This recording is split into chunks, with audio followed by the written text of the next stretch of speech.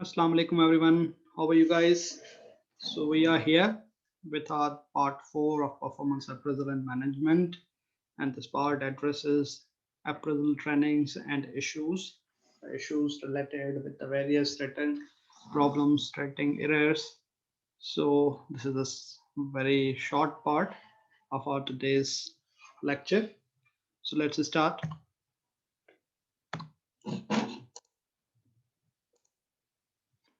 So training of managers and employees in performance appraisal. What kind of trainings does managers or supervisors or the various functional and unit managers need to be given?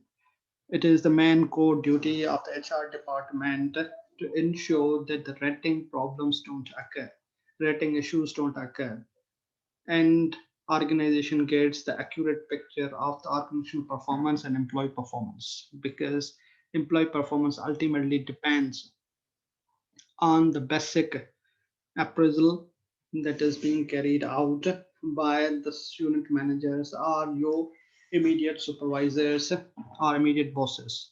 So we need to ensure that each and every person who is directly or indirectly related with the performance appraisal should know about the performance appraisal form itself, how the tool that is used to evaluate the performance or the performance developing, how you can develop performance appraisal standards, how you can develop your goals and objectives, what's the difference between goals and objectives.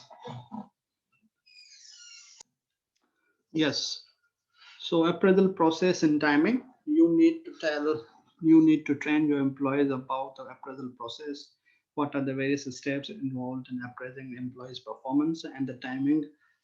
How many times in a year you are going to conduct the same process? Again, as I told you, it depends upon the company policy, whether it adopts appraisals annually, semi-annually, or quarterly, depending upon the size, depending upon the nature of the organization.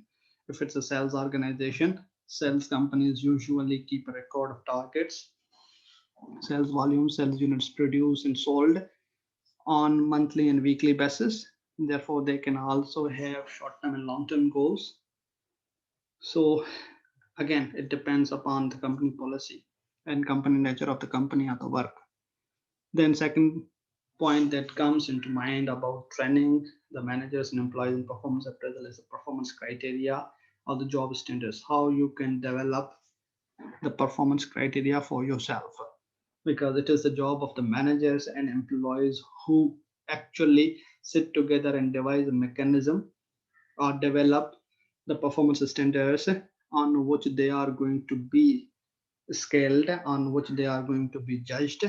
Therefore, standards, objectives are going to be devised by the individual employees and their supervisors simultaneously or mutually. Positive and negative feedback, how a manager can give a positive feedback and how he can or she can deliver a negative message. So positive and negative message, you people have studied about positive and negative news messages in business communication. Same policies adopts here, that how you are going to provide negative feedback. The most problems that occur in performance appraisal is when you are going to announce a bad news to the employees. So employees are certain going to react in negative, aggressively. Therefore, you need to be trained how to break the ice, how to create a bad news or negative feedback. Training and development of goals. You need to train your employees. You need to train your managers how to develop goals. Compensation reviews, how the performance appraisal is going to affect your compensation, how you are going to get increment, how you are going to get bonuses, how you are going to get commissions based on the performance. You need to explain your managers as well as employees so that they can strive in that way to improve their performance. And the last but not least, common writing errors. Sometimes managers go has to go, or sometimes managers commit these writing errors. Therefore, managers need to be aware about these things. Unfortunately, in Pakistan, managers, they call themselves managers, but they have never been trained on such your skills. There is another unfortunate chemistry or irony of fact is that leaders don't get trained itself. Leaders don't train themselves. Leaders don't work on their leadership skills. Unfortunately, the managers and the bosses, those who are in leadership capacities, they are themselves not well trained. The problem occurs then when you are having such a boss who is an idiot, who do not possess proper leadership skills, who do not know what kind of problems I can face and what kind of issues can occur because of my such behavior. Therefore, it is necessary, it is the job of HR department, they should recommend their leadership for specific leadership trainings, especially when it comes to the leadership skills, when it comes to the decision making skills, when it comes to the participative learning. It is necessary that leaders should go on these trainings. They should learn how to make decisions. Moving forward, now what are the common rating errors? Let's talk about these rating errors. So mostly there are these eight basic rating errors that mostly we encounter, in which the very first is the varying standards. So manager uses his own standards. What is good for A may not be good for B. ठीक है, my perception, it depends upon my varying standard, it depends upon my perception. If my perception about A and B is wrong, therefore I am going to judge their performance differently. I am going to rate them differently because I don't like A, I like B, therefore B would get A, whereas Mr. A is going to get C.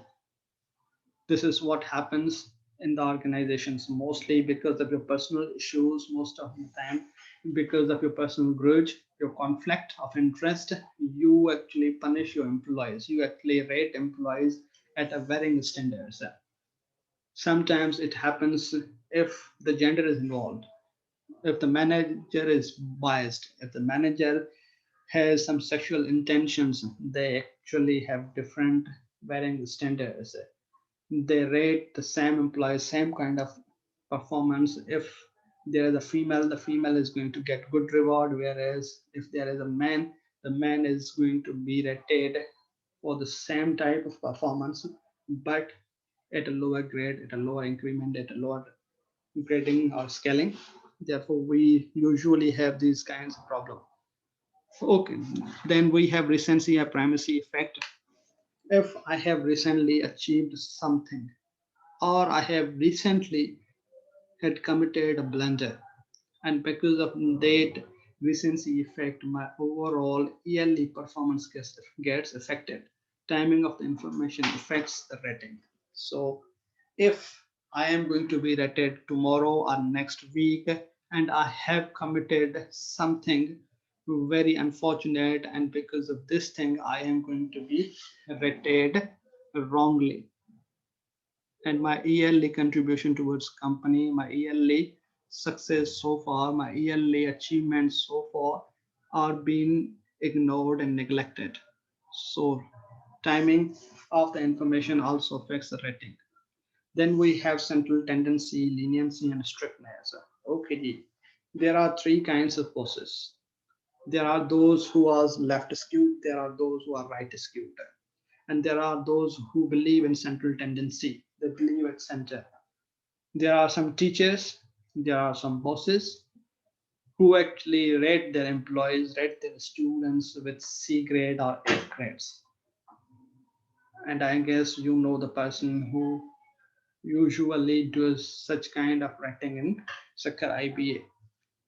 And there are those who are too much lenient and they are going to rate every employee with B plus and A or A plus. And there are those who actually believe in central tendency. For them everybody is equal, they rate everybody equally. They keep everybody in the middle of the curve. They are centrally skewed, therefore mostly get B's and C pluses. Okay, writer biases. If I am prejudiced, if I am ethnocentrism, if I believe that my ethnic group is more superior, if I believe that there are Sindhis, Punjabis, if there are Sunnis and Shias, such kind of biases are going to actually affect my decision making about my writing decisions. Okay, then comes the hollow effect and thorn effect. Hollow effect, you must have heard about first impression to last impression.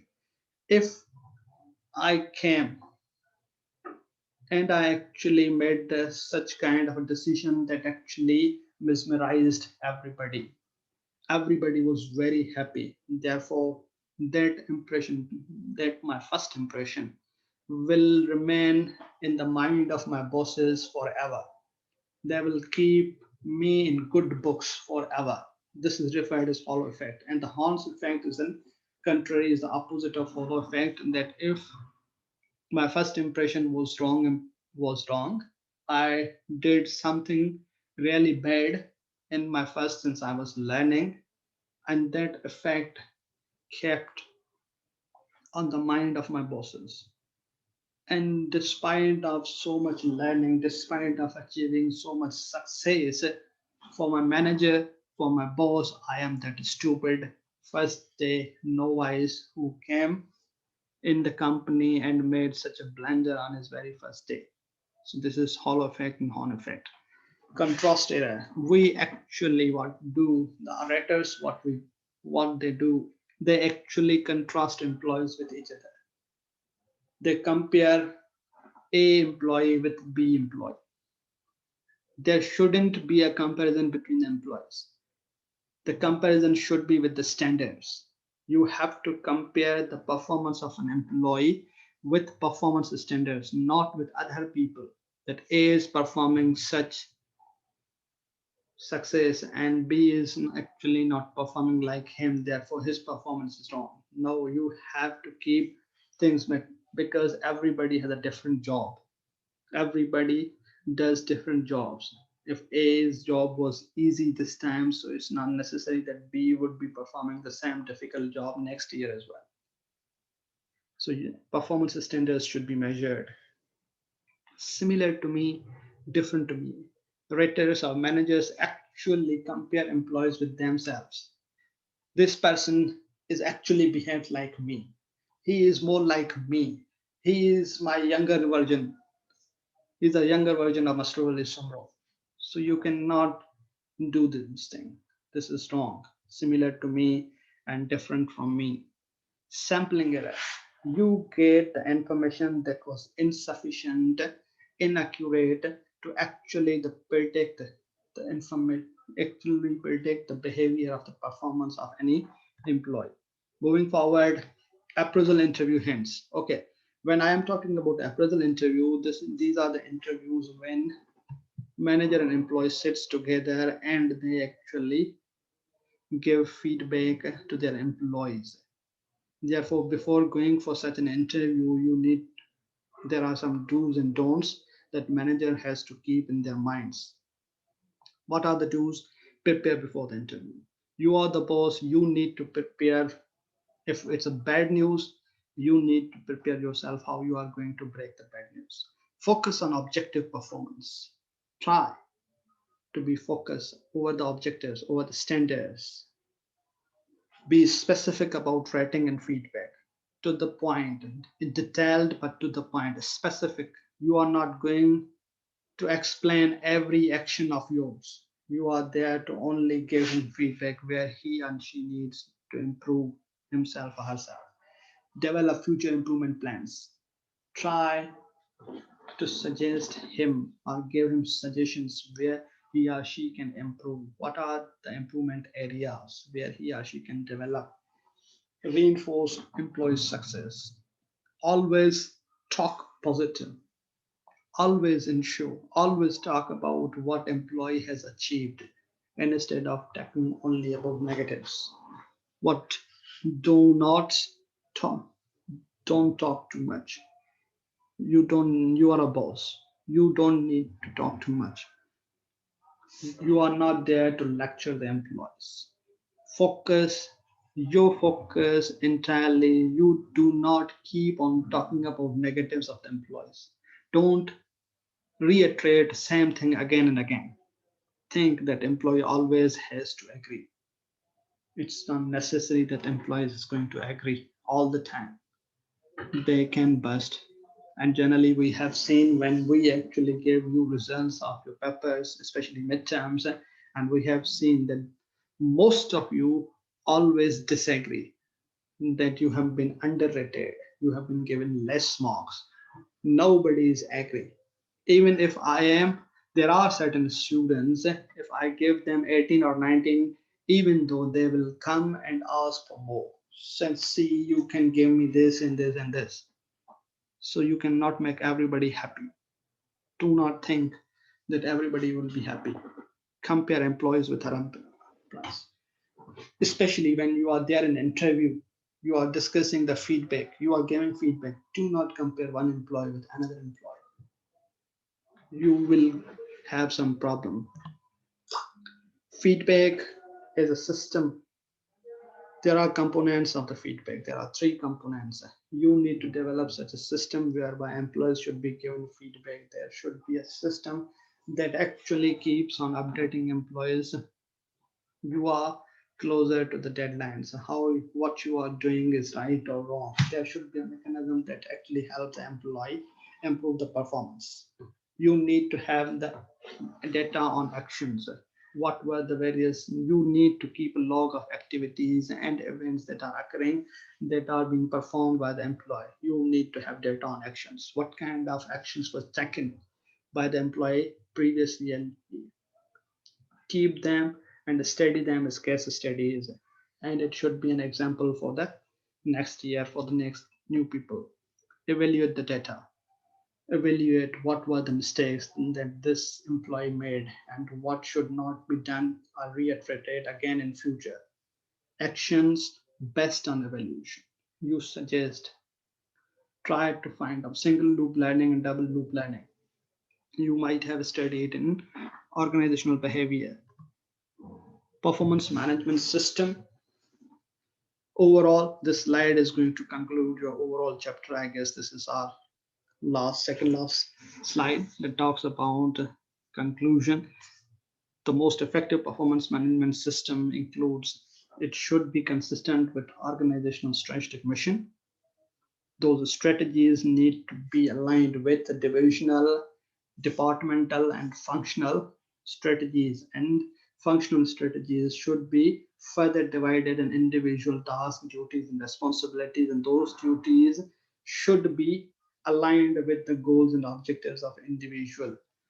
And performance standards should be based on those objectives.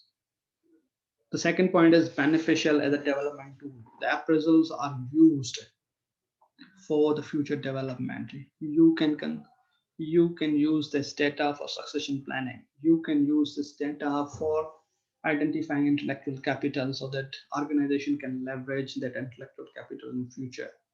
Use as an administrative tool, yes, as we have been, as I have discussed it in my previous classes, previous video, that there are uses that are administrative, where performance appraisals are used for the administrative purpose, for promotion, demotions, for increments, decrements, for transfers.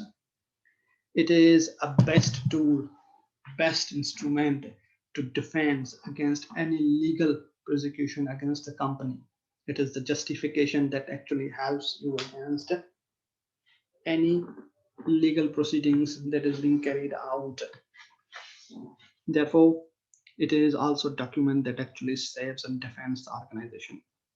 Viewed as fair by employees, it has to be viewed by the employees that it is fair. It is actually analyzes, evaluates employee performance, effectively documents the performance, and gives you justifications and demotions.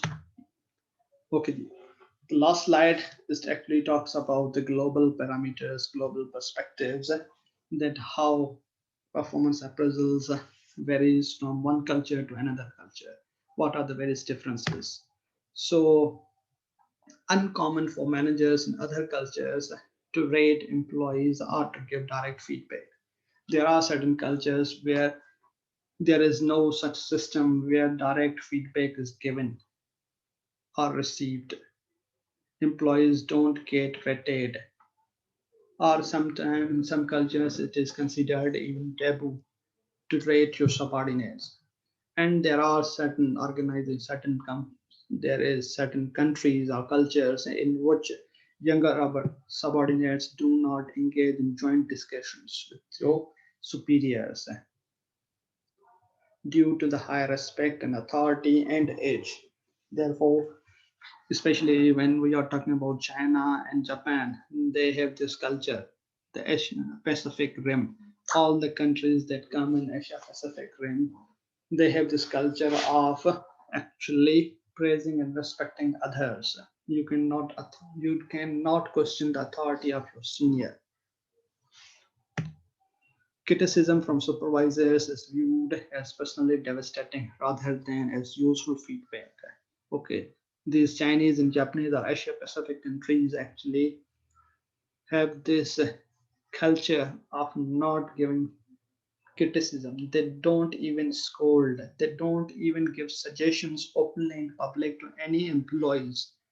If they need to explain, if they want to make someone understand that someone has made a mistake, they actually approach that topic indirectly. They will put a situation in general public as a general topic and will ask that if you guys would had been there in this situation, what you would have done. And this person and commit has committed such thing, and because of this company is actually facing this problem. If you guys would be there, what you have done, what was the right way to do, what was the right way to actually handle this issue, and then and there you get the suggestions.